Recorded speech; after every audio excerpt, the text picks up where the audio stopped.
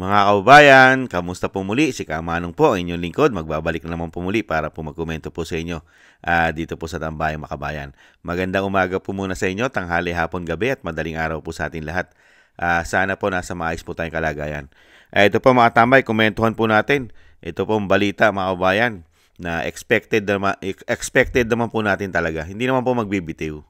Hindi naman po magbibitiw dahil talagang kakapit po talaga mga tambay. Ibig sabihin kapit tuko. Hindi po ba? Nasa kapangyarihan ka bakit ka magbibitiw?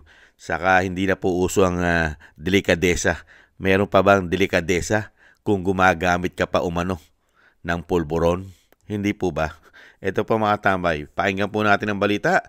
Never, hindi magbibitiw ang si BBM. Bakit magbibitiw? Napakasarap ng presidente, lalong-lalo na kung marami ka pang kakampi. Hindi po ba? Sa pwesto ang Pangulong Bongbong Marcos Jr. ayon yan sa palasyo. Sa kabila pa rin yan ang panawagang mag-resign na ito. At live mula sa Malacanang, nasa frontline ng balitang yan si Camille Samonte. Camille, ano nga ba ang reaksyon ng palasyo dito pa rin sa patutsyada ni Senadora Amy Marcos at sa panawagan ng ilan na mag-resign ang Pangulong Marcos?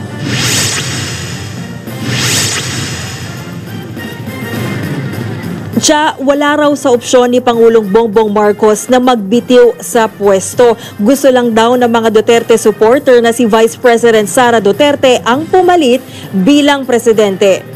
Sa press conference, si Palace Press Officer Undersecretary Claire Castro, iginiit niya na walang basihan ng mga pahayag ng senadora. Ang kapatid mismo ng Pangulo na Senator Amy Marcos ang nag-akusa na nagdodroga umano si PBBM, First Lady Liza Araneta Marcos at Ilocos Representative Sandro Marcos. Nanindigan din ng palasyo na hindi na kailangan magpa-hair follicle test ng Pangulo dahil matagal nang napatunayan na walang katotohanan ang akusasyon na paggamit ng illegal na droga. Matagal na raw naresolba ang isyu ng drug test at naipakita na rin ang resulta nito. Nabalita na rin umano na nag-donate noon si PBBM ng kanyang kidney sa kanyang ama, kaya paano raw magagawa yan kung hindi malusog ang Pangulo? Sabi pa ni Castro, hindi magpapadala ang Pangulo sa mga destabilizer at mga gusto siyang patalsikin sa pwesto. Tila mas pinoprotektahan pa raw ni Senator Amy ang mga personalidad na may isyu sa korupsyon at umamin na murderer kaysa sa kapatid niya na nag-iimbestiga para sugpuin ang korupsyon sa bansa. Pakinggan natin ang pahayag ni Yuse Claire Castro. Pagmamahal ba ang paninira sa sariling kapatid? Paninirang walang basihan. Hindi magpapadala sa anumang pag-uudyok. Pag-uudyok ng mga destabilizers, pag-uudyok ng mga obstructionists, na walang gagawin kundi magbigay ng mga kondisyon, magbigay ng pag-uutos sa Pangulo kahit hindi na po ito naaayon sa kanyang pagtatrabaho.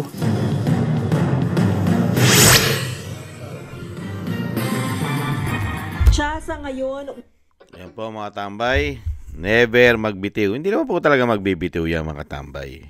Paano magbibitiw yan? Uso pa ba nga ang delikadesa?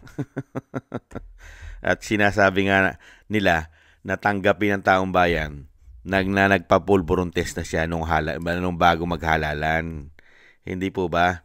Pulburon test na raw po yun, mga tambay. At hindi na raw po kailangang magpa-hair follicle pulburon test si BBM. Dahil kailangan po maniwala na kayo. Maniwala na tayo doon sa sinasabi po ni garbage in, garbage out, mga tambay. Maniwala na po.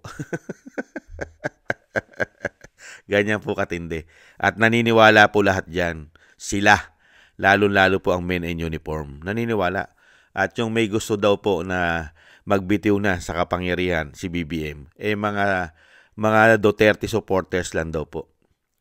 Duterte supporters. Ibang klase, no? Ibang klase. Bakit? Ano ba nangyayari sa ating bansa? Napakaganda po ba ng paglilingkod nila sa ating bansa?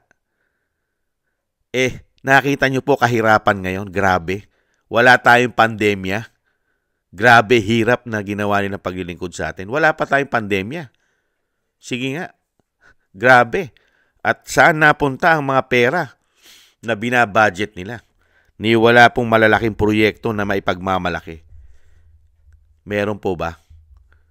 Maliban po rin sa 5,500 flood control na puro hangin, puro halos ghost. Yung po ang mga proyekto nila, nagiging ghost. Ibang klase mga tambay.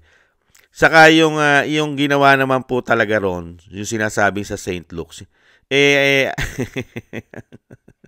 yung ginawa po doon shabu sa substance lang po ang drug test po ron. Shabu. Di ba? Yun lang naman po ang ginawa yata ron sa St. Luke's. Hindi naman po yung substance ng cocaine. Kaya nga po dapat sa buhok eh. Di ba? Para masigurado na talagang malinis. Dahil po ang ginagamit po ng mga mayayaman, mga mapera, hindi naman po shabu. Cocaine, mga high grade, mga class A na pulburon. Hindi po ba? Kaya nga po takot eh. Ayaw kahit anong pilit po na sabihin na magpa-hair follicle pulburon test, hindi po nila gagawin. Di po ba? Kung ikaw wala kang tinatago, mga kabayan, kung wala kang tinatago, gagawin mo eh. Kung malinis kang tao. Kasi pinagmamalaki mo na nagpa-test ka na sa St. Luke's. Yung tinest mo ron, para lang siya shabu.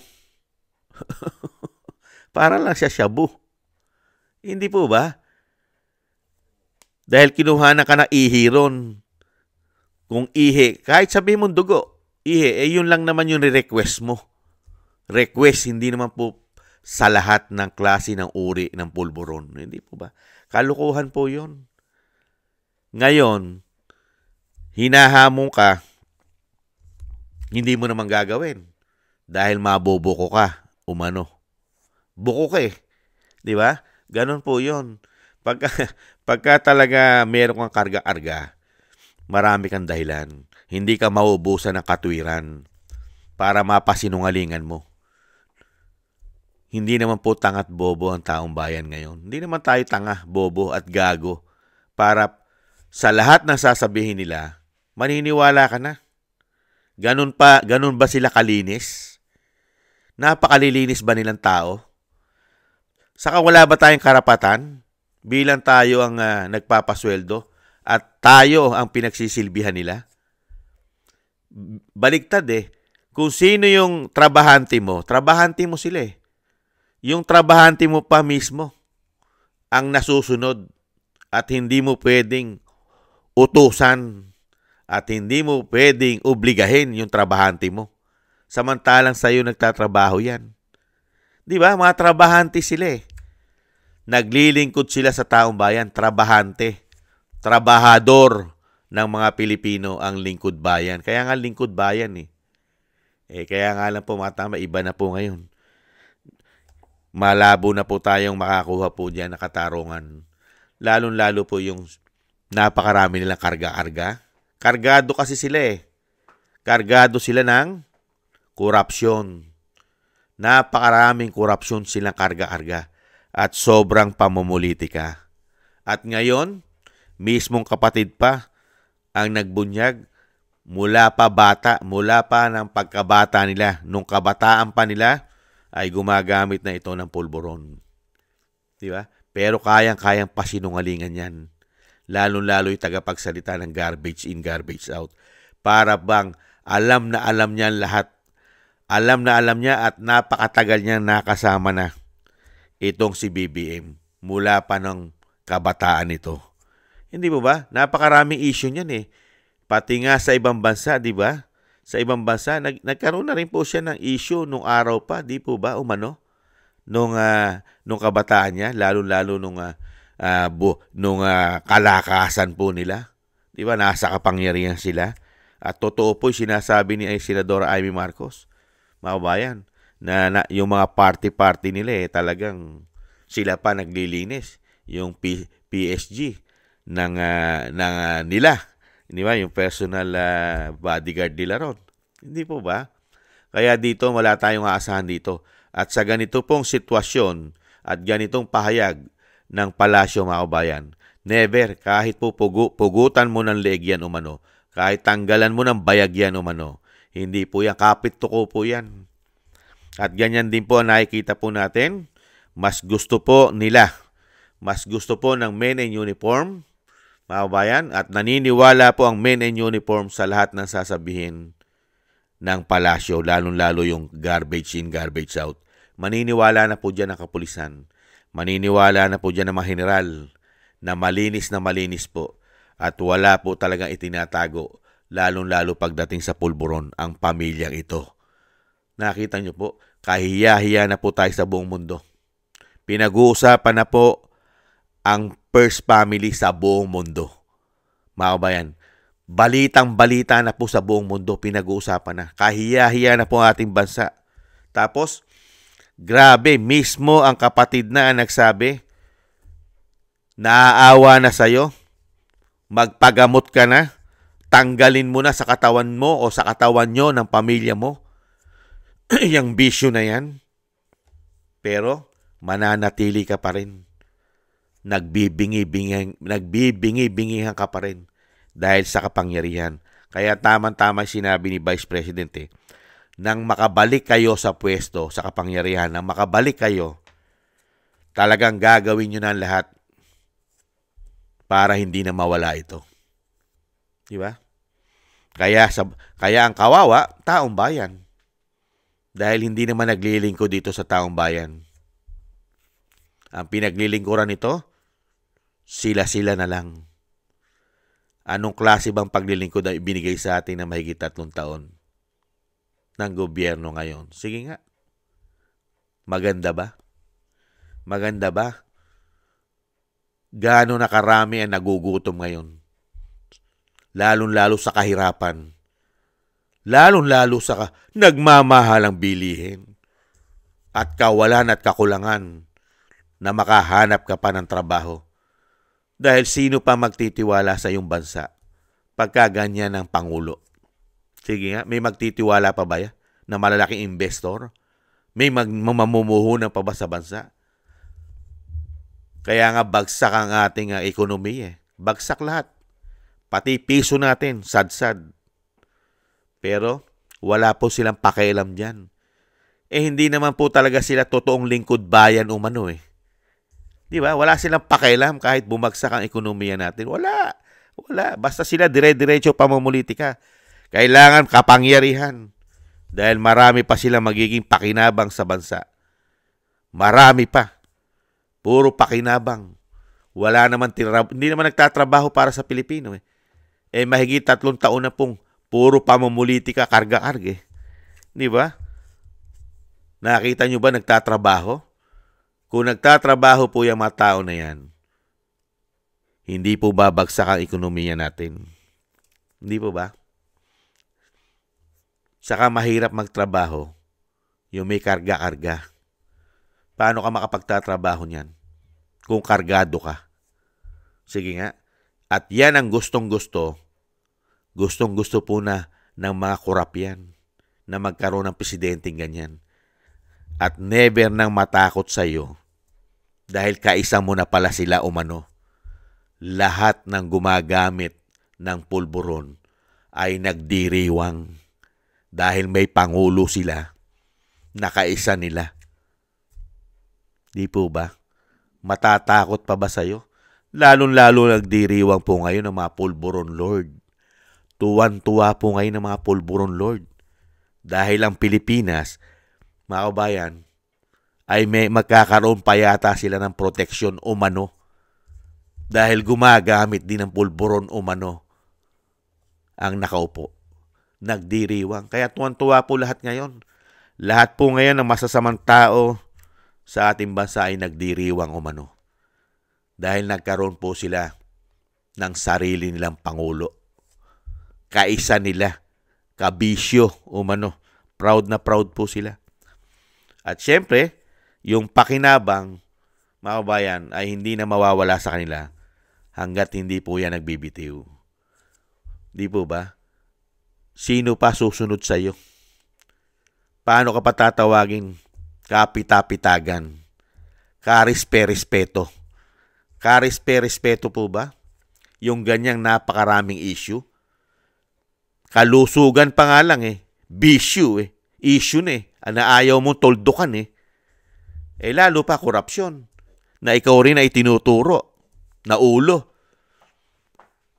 Nakakahiya na po ang ating bansa. Sa bagay, kaya naman po nilang lunukin Lalong-lalo po ang mga men in uniform natin. Kaya-kaya po nilang lunukin. Dahil kasama rin yata sila kaisa rin sila sa nakikinabang po ng lalong-lalo po ang issue ng korupsyon. Kaya po ganyan. Wala pong patutunguhan ng ating bansa. Wala, mga kabayan. Pagka ganitong klase po na paglilingkod, mag-4 na taon na po, walang nangyayari sa ating bansa. Maliban po sa parusahan at pahirapan tayo at ibaon sa utang. Nakakalungkot po. Lumilipas po ang oras at araw at panahon, nagtatakipan po sila. Yung masama, kayang-kaya po nilang gawing mabuti dahil kampi-kampi. Magmula po sa media kayang-kaya po nilang pagtakpan lahat ang issue kahit ito'y mali at kahit ito'y masamang bisyo ay napapabuti pa nila. Ganyan po kawawalang hiya ngayon sa binagoongang Pilipinas Maraming salamat po. Excuse me po mga tambay. Maraming salamat po. Talagang ganun po. Wala po tayong magagawa dahil wala pong politikong tumatayo naninindigan Katulad po niyan. Kung hindi po hugutin at wala pong magawa ang men in uniform, may impeachment. Pwede naman pong impeach. Kaya lang, sino po ang titindig? Sino ang tatayo? Dahil halos lahat po ng politiko, majority ng mga politiko sa ating bansa, ay gustong-gusto pa na magkaroon ng pangulo na katulad po ng ganyan. Ganyan. Protektado pa nila. Kaya kawawa tayong taong bayan. Kahit po gustuhin mong ma-impeach dahil wala ka maasahan sa men in uniform, hindi pa rin magagawa. Talagang systematic po ang ginawa po nila. Kawalang hiyaan sa ating bansa. Thank you po mga tambay. Ingat-ingat po kayo. At talagang patuloy pa rin po tayong magdasal na hindi magtagumpay ang masasama at mga demonyo. Lalong-lalo po sa ginagawa po sa ating bansa.